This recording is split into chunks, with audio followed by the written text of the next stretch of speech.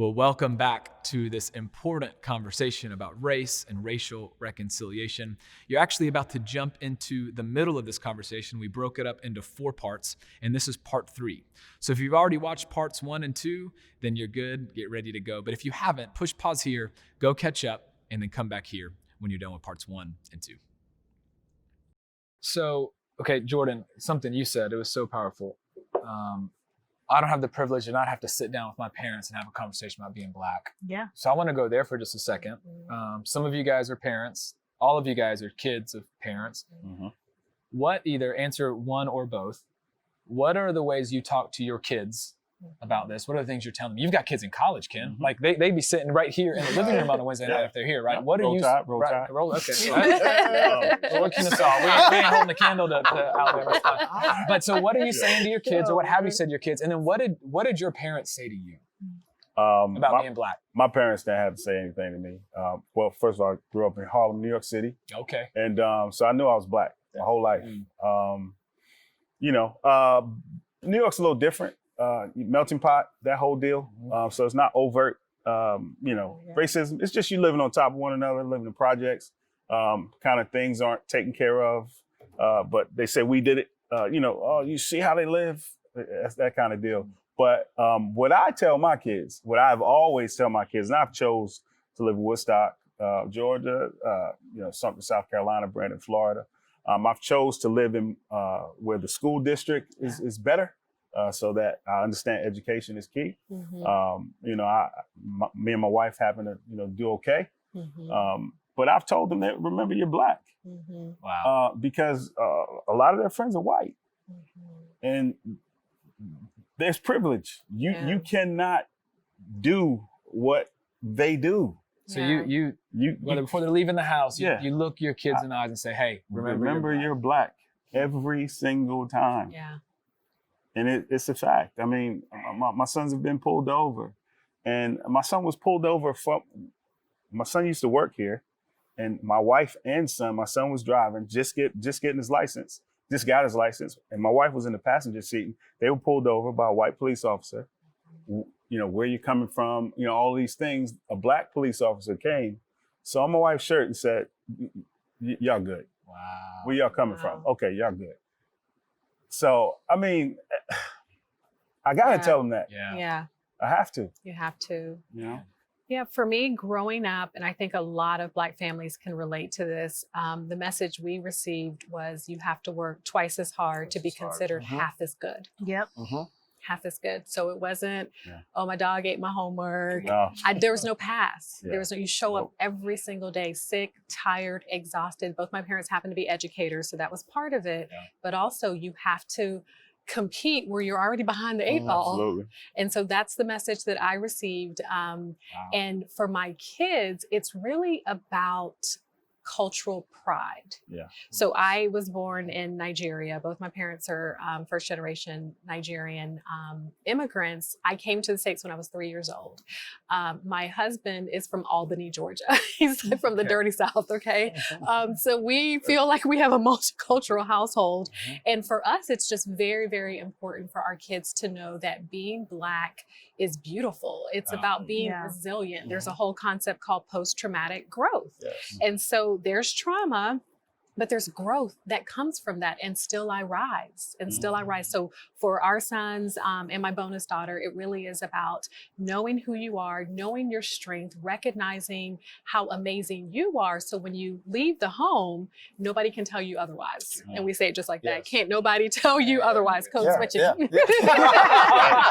Hey, Ain't nobody. This is a place Like you said, we could go there. Talk You said it was a safe space. Talk like there's no white And I people. love what you said, because I think that my mom said the same thing. You need to be twice as good to get half, just to get half. Just to get half. And as I got older, she always would clarify and say, you are not better, but you need to perform better. And it was a very big distinction. She said, don't talk, don't walk like you're better than. Don't think that you're superior, because everyone on this God's green earth is made equal.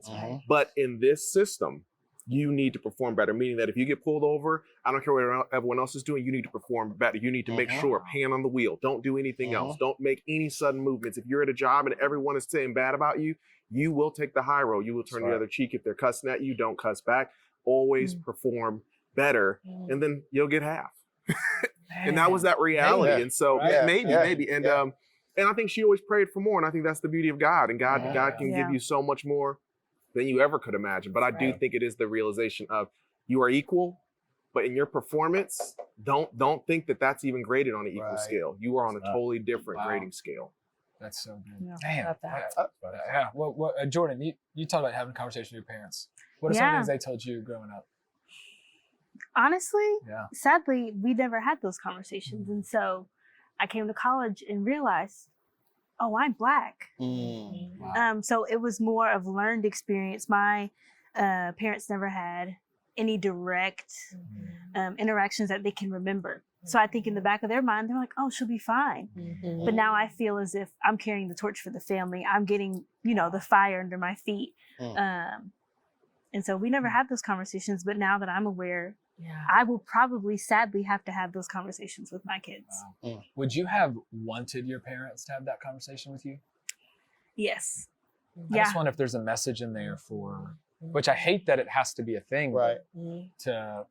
to have that conversation. And even if you're not Black, Jordan and I I talked was- about conversation. I was talking to We're a at- gentleman, and he said he has kids. He's a white gentleman who's a dad, and he said, I have to have the conversations that my family never had during civil rights with my children. And he said, I'd imagine my mom and dad wish they would have said some things. This goes back to silence is violence. Yeah. That imagine if they would have spoke up during this era, how it would have changed this generation. And so I do think there are a lot of white people who are saying we don't want to make the same mistake as our parents made. Yeah. We want the next generation to be ready to rise up. That's why, my wife, I'm married up. She's always been so passionate about this. All of our baby dolls, they're not all white. That wasn't me. That was all her. We got a white one. We got a tan one. Because, and then there's a Black one. Because she's always wanted Harper to play, and now Samantha, when she actually can function, she's not just a newborn, with dolls that are not just I love that. white. Yeah. But I'm bragging on my wife. I don't care. It's not me. It's her. But our white brothers and sisters or non-Black brothers and sisters have got to do those kinds of things. Yes. I feel like you're going to jump in. Well, no, I was just going to say it was you. It's partly you because you married so well. Well, that's true. God's grace covers a lot of areas of my life. I'll tell you a little bit. Put a ring on it. Shout out to the wives, okay? And then, just intentionality. It started. What my mom did is she exposed me and my sister. I have one sister.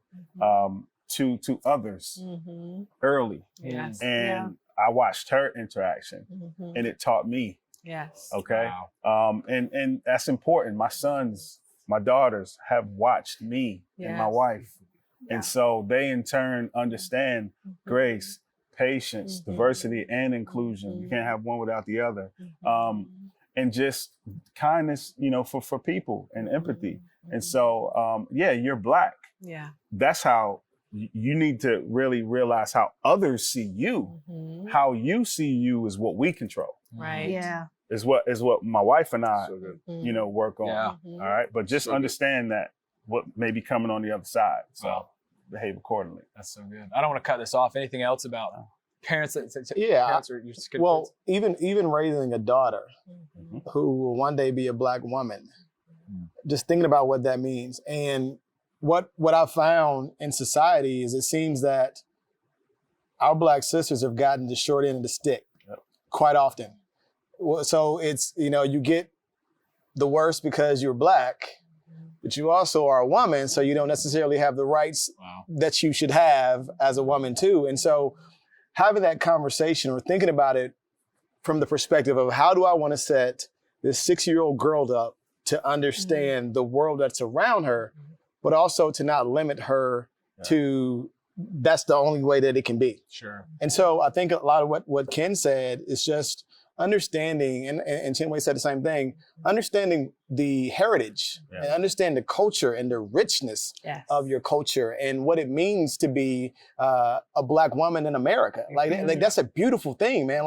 So I think that helping her understand that, but also making sure that she's aware that there are issues. Yes. I want to be real with you. There are definitely challenges. The crazy part is my daughter's been with us to a couple of protests. Yeah. And it's sad that we still have to do that now, but it's also a beautiful opportunity for her to learn and see, hey, okay, this is what we're fighting for. Right. This is, at this point in the game, there are people around me that are also willing to fight with me and for me. And so it is just continuously re-engaging in identity and helping her to understand, hey, you are made incredible. Yes. You are an incredible young lady. You can do whatever it is that you set your mind to because you are gifted and you have a loving community. You have loving support around you, and know that you will probably face obstacles. Yes. You're going to face obstacles in this world. You're going to face obstacles in society because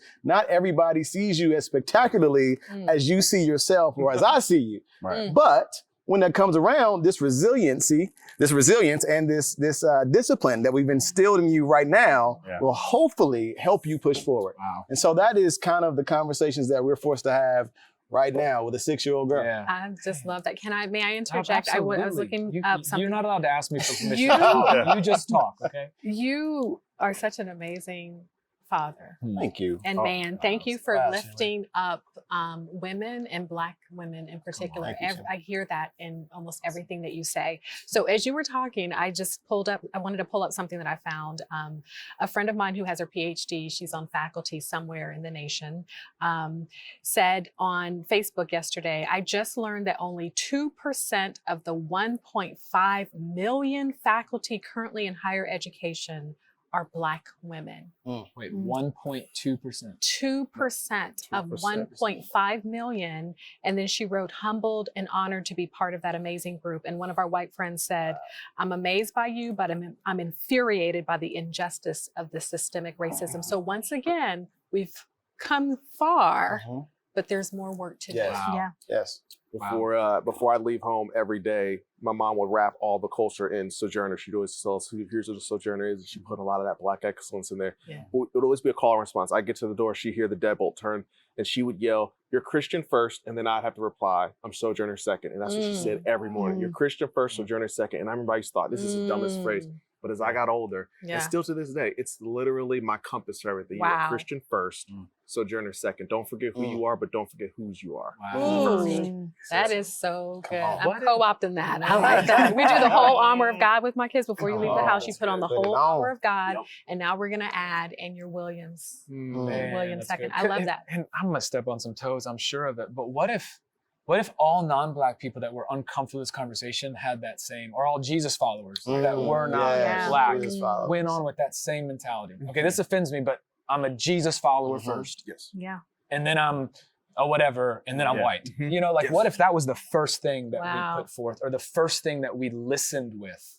Our Jesus follower ears, our Jesus follower heart, not, you don't know me. I worked hard. I'm like, that we It's just harder. can't miss It's harder to live life like Yes, that. it is. It's hard to be a Jesus follower. That's very But when you put on that Jesus follower uniform, which definitely would have been Nike, when you it's not. What? That's what I'm saying. That's facts, though. I ain't mad. No. Are we wrapping up now? What's going on? But when you choose to follow Jesus, whether you decided to or not, you have to be a part of racial reconciliation. You've got to be a part of that. Yes. Yeah. And if you're not, or you don't want to be, we need to have some other conversations about what you actually believe. Right. Like your heart. But I think that, but even that statement is, so that is one of the statements that I told you earlier, we hear like 5 rebuttals as it relates to this. Usually it is, statistics say that Black on Black crime kills, blah, blah, blah. And then you hear, police kill more white people than they kill Black people. And then the other one, as it relates to our churches, is why don't you just preach the gospel? That's the other one. Yeah. So I think that making the distinction between a Jesus follower and a Christian might actually help, because honestly, Christianity has been very complicit in this whole thing that we're in. Terrence, okay. I need to ask this. This was my... Wow. You can be... It's almost like, okay, you can be convinced of something, but are you committed to it? Yes. Yeah. Right? Yes. And as a Jesus follower, a Christian might be convinced something is true, and all the theology nerds are like, oh, well, if you're convinced, then it's whatever. Yeah. But are you committed to actually Yes. following Yeah. Jesus and Yes. not just talking about Yes. it? And what you just said, my wife asked me this question, and I thought, I have no idea. This might sound weird. I don't know. We might have to cut this out later. But she asked me a question, and she wanted me to ask, and it was so good.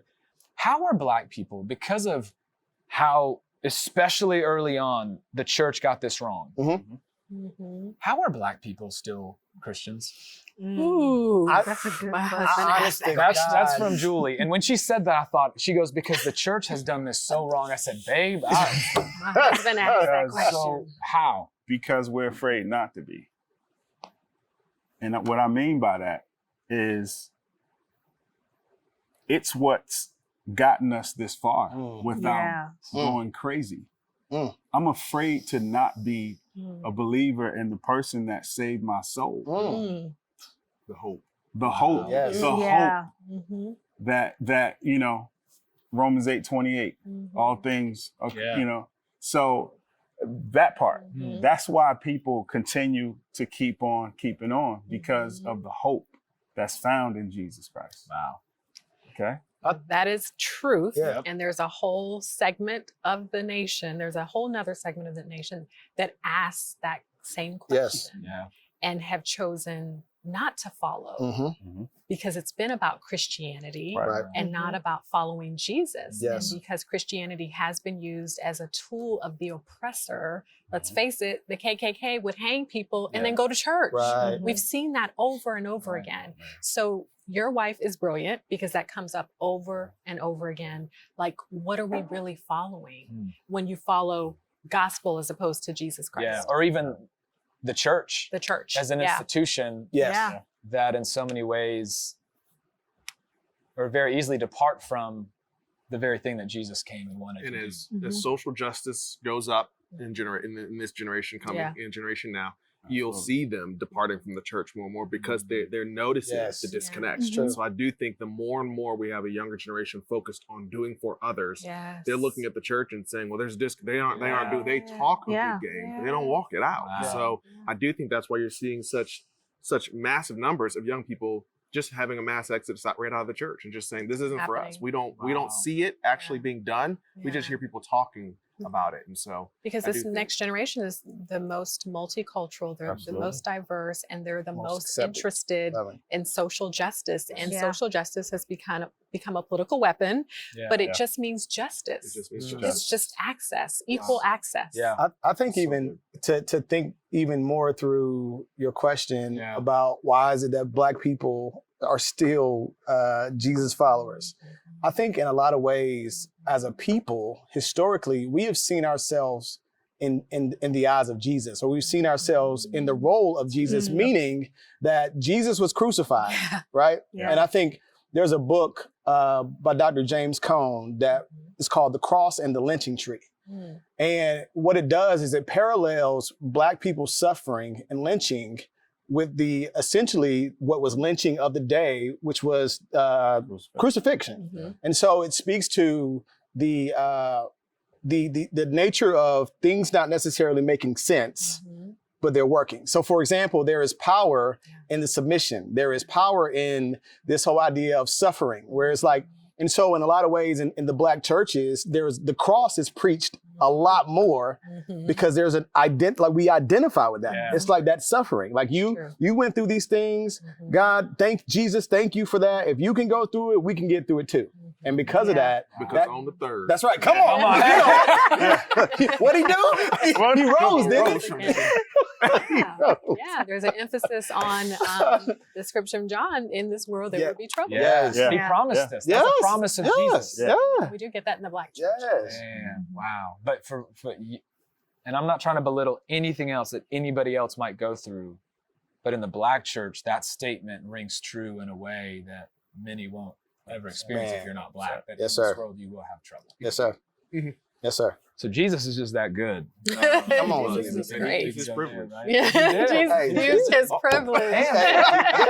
He's leveraged. Hey, Jesus, go, man. Yeah. Jesus. Dope. That, you That know, guy. Jesus what he is dope. there's a I mean, even when he talked to the Samaritan woman by the well, Yep. Yeah. I had a seminary professor tell me that the racial tensions between Jews and Samaritans was so bad, it would be as if you dropped a black person in the middle of a KKK meeting. Ooh. Yep. Mm. And that just painted a picture. Yes. And so what Jesus did there in that moment, Mhm. double whammy, Mhm. woman and Samaritan, Yes. right? Yeah.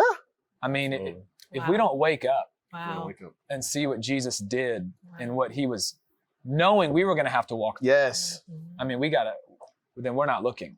I think also too that there is this picture of Jesus being this passive guy who didn't rock any boats and who just kind of patted people on the back and he laid on a lamb and rubbed his beard. You know what I'm saying? But I'm like, if he was that guy, they wouldn't want to kill him. Right. Right. You know what I'm Right, saying? yeah. Like, so like, This was radical. right? Jesus was radical. Right, he was a disruptor. So it was like this was the status quo, and Jesus was like, "Nah, this isn't cool." So I'm going to talk to the Samaritan woman at the well. I'm going to tell a story where everybody surrounding me is Jewish, and I'm going to make a Samaritan the hero in the story. Yeah. Oh, yeah, that's radical. I'm going to flip tables because I am upset because y'all in here exchanging money, making bread. Yep. So it's like Jesus was radical. And so when we talk about like preaching the gospel or following Jesus, Right. it's not laying down. It's not this idea of what MLK in his letter from the Birmingham jail calls negative peace, which is essentially the absence of any type of tension. It's a positive thing, you know what I'm saying? And so I think that when we understand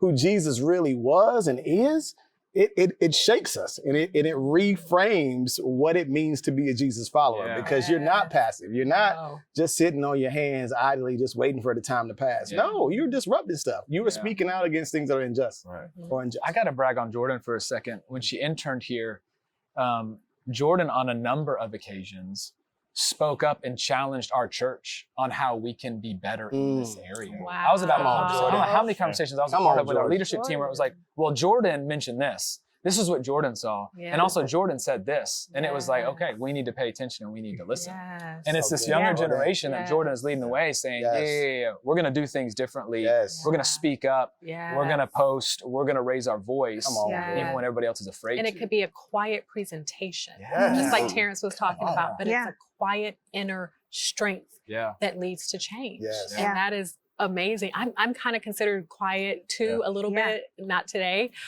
But I received a couple of Facebook messages from friends from 10 years ago. They said, Chinwe, how are you doing? How's everything going with your family? I remember when you had this conversation and you checked my privilege. And I said, I did that. I don't even remember, but I love that. Yeah. I Yes. love that. Jordan, thank you. where do you find and maybe it's just you, maybe it's like, no, it's just me, but the courage or to speak up, to not just want to be quiet, to not feel like you're the Yes. squeaky wheel or whatever. Like, Yeah. what is it in you that's like, yeah, no, this isn't, can you speak to what this next generation Yeah. is feeling and leaning into to be the change and lead the way? Yeah, I think a lot of it being in white evangelical spaces, I think I realized if I can't bring all of me into this space, no one else who looks like me who is a person of color can bring their full self here. And the church is supposed to be the safest place that you're supposed to enter. We all bear the image of God, and you always desire for people to see you as that. Yes. And so I stepped in, hey, this has got to change because I'm not going to be the only Black person who's here. I'm not going to be the only Black person who has this experience. So you need to wake up. We know that, like Joe said, people are running away from the church. Yes. So what can I do to leverage my influence to bring them back? We need to have these conversations. They're going to be hard, but it's worth it. That's so good.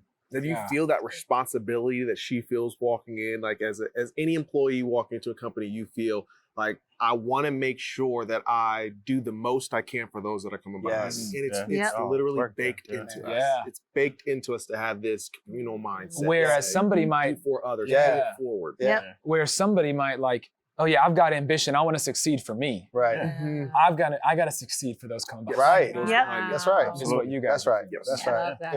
If I don't do it right, if I don't speak up, then who will? Who will? Right. Because Yeah. like you said, Jordan, you don't want someone else to have the exact experience you had because that means you did nothing. Right. You know? Exactly. Wow. Yeah. So- And you can't live with that. Yeah. Mhm. It's I want okay. them to be seen as capable, Yeah. as someone who can flourish in this space, who can thrive, Yes. who is seen as a credible source. Mm. So all of that combined, Mhm. I need to use the time that I have and the relationships and the rapport that I have to move forward.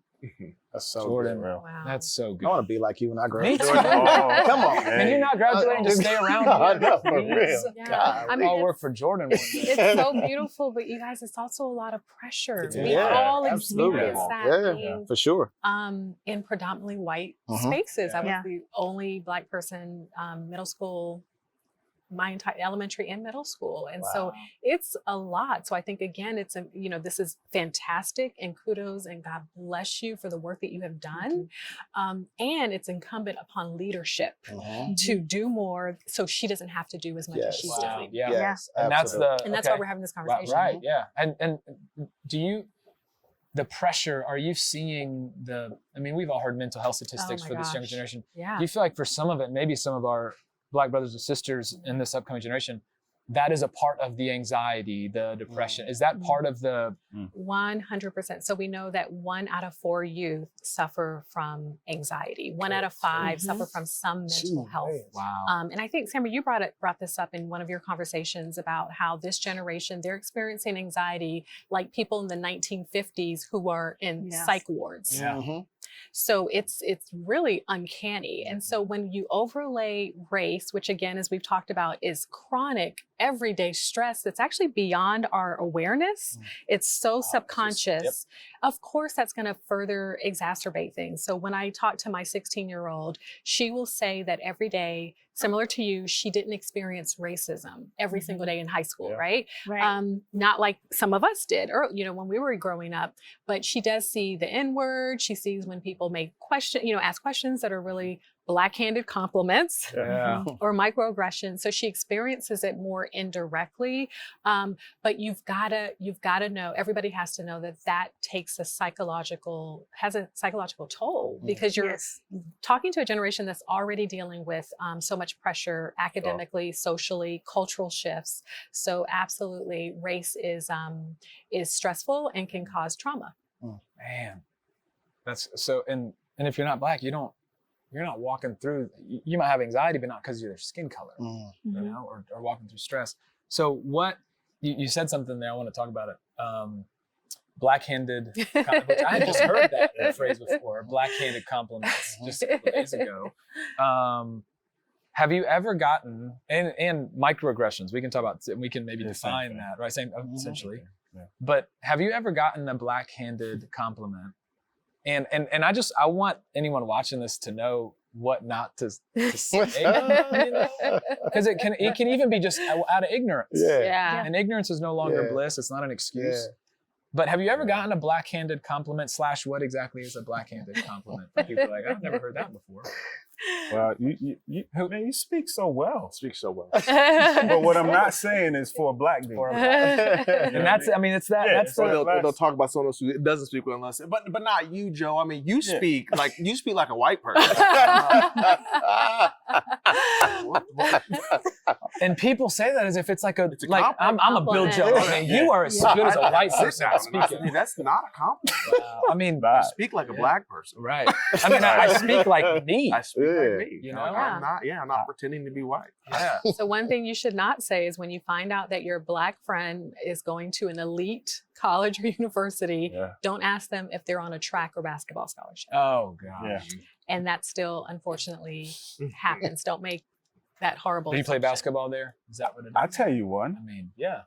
My kids, they say, well, I go to Alabama. Oh, UAB? Alabama State? Wow. Mm. You're not good enough to go to university. Yeah. Wow. It happens happened to me all too. the time. Wow. Always. You want to see Asheville? Yeah. No. Chapel Hill. Chapel Hill, baby. The Tar Heels. Yeah. Blue. Carolina. Wow. Yeah. Michael Jordan. Michael Yeah, Jordan. yeah, yeah. Just in case. Yeah, Just in no case you- disrespect. All- Last all- dance. Anybody? All the schools are good. Yeah. I'm just saying, not everybody Wow. has to go. Right. Yeah. That's all. And a lot of times it's just naive. They're just naive. Yeah. It's not any type of Sure. malicious Right. No. mindset. It's really just Right. I thought I was being, and I'm like, no, I get it. But that to me, I hear it like this. Right. So So gracious. Or even like, you're What else? Yeah. you're one of the good Black guys. You're one of the good you're ones. one of Yeah, you're one of the good Yeah. ones. I mean, I understand there's thugs but you're one of the good ones. Wow. Yeah. You're pretty for a Black girl. Yeah. Or all Stuff. the questions about hair. Yeah. You could go on YouTube and figure it out. Oh, man. Man. There was. Go ahead, say it. I've been thinking about it for last There was someone who was on stage and they went through, and it was one black person and all these white people, and the guy was paying compliments, and he was just like, you know, you're this, you're a great father. Oh, you're one of the smartest people. And he got to the black guy and he said, man, you're just so cool. I wish I could be like you. No. And you saw to the black person. He just said, Wow. so that's it. I'm That's it. That's it. That's it. You're just so cool. The black people are I cool. wish I could be like you. I said, Yeah. brother, cool. I've heard that compliment. So much. Yeah. Joe, well, you're just so cool. Yeah. Gosh. And you're like, gosh, I wish I was a bit more than just cool. But- Yeah. And you know they're not saying it to be malicious, Right, but but- it's like, I would love for you to dig a bit deeper and Yeah. see more Yeah. of me than just great sneakers. Yeah. Yeah. Yeah. You do have great sneakers. Yeah. You that- do. Don't discount that. Travis Don't Scott, discount I'm saying, that. no, I mean, Yeah, don't. Let's not go too Yeah, far. yeah, You yeah. still got great Yeah. sneakers. It's But nice. Travis that's not Scott. who you are. That's who I am. We can talk Forget about other that. things. This is why, and I want to talk about the kind of some of the, a lot of people have opinions on this whole Black Lives Matter phrase and this, that, and the other, and it's become politicized and weaponized. But what I'm hoping people are hearing is there's a reason why that even became a phrase to begin with. Mm-hmm.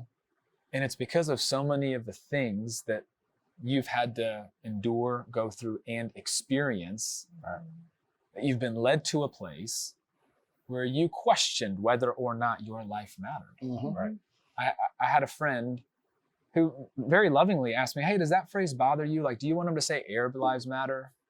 And I'm like, no, because like, have I been stereotyped, heard the terrorist jokes? Sure. Have I been, profiled by a cop before? Once when I was in high school, but never once did I wonder whether or not my life mattered. So no, Black Lives Matter all the way. But what you hear is, well, all lives matter, and oh, it's a political group, or oh, did you hear what they're funding and all this stuff? And we've gotten away from just the factual nature of that statement. And everything you guys are sharing is why that is so important. Yeah. Can we just, why is that such a hard thing to just be able to say with conviction? Yeah, you know what, Black lives do matter. Pretend like white people aren't watching. Well, if you're raised with oppression, you're naturally empathetic.